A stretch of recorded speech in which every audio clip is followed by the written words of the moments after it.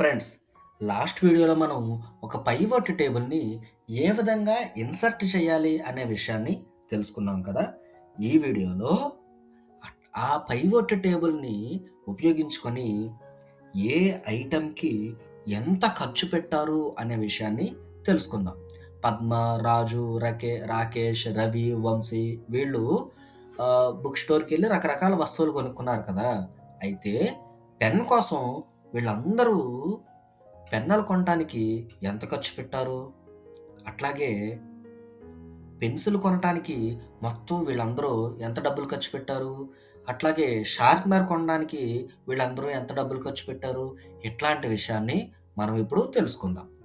అందుకని నేనిప్పుడు ఏం చేస్తాను అంటే, ఇక్కడ ఐటెమ్‌ని తీసుకొని రోస్‌లో వేశాను. ప్రైస్‌ని తీసుకొని వాల్యూస్‌లో వేశాను. ఇప్పుడు చూడండి, ఎరేజర్ కొనటానికి రూ. 10 అయ్యింది. నోట్‌బుక్ రూ. 20, ప్యాడ్ రూ. 50, పెన్స్ రూ.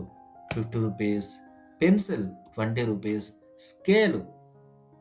42, షార్ప్‌నర్ రూ. 30. ఇట్లాగా అమౌంట్ అనేది ఖర్చయింది. ఇప్పుడు చూడండి, ఇక్కడ షార్ప్‌నర్ ఉంది. షార్ప్‌నరు ఎవరెవరు కొన్నారు? షార్ప్‌నర్ రాకేష్ కొన్నాడు రూ. 10కి. మళ్ళీ ఇంకెక్కడుంది షార్ప్‌నర్? ఇక్కడ వంశీ రూ. 10 కొన్నాడు. అలాగే రవి రూ. 10 కొన్నాడు. ఇంకెక్కడైనా ఉందా? లేదు. అంటే రవి, వంశీ, రాకేష్ ఇట్లా ముగ్గురు కొన్నారు. మొత్తం ఎంత ఖర్చు పెట్టారు? ఇక్కడ, ఇక్కడ, ఇక్కడ 3 10లు 30. యెస్, షార్ప్‌నరు రూ. 30కి. అట్లాగే మిగిలినయన్నీ కూడా ఆ విధంగా మనకి అమౌంట్స్ మొత్తం అనేది వచ్చింది. ఓకే. సరే ఫ్రెండ్స్, నెక్స్ట్ వీడియోలో మరొక విషయాన్ని మనం తెలుసుకుందాం.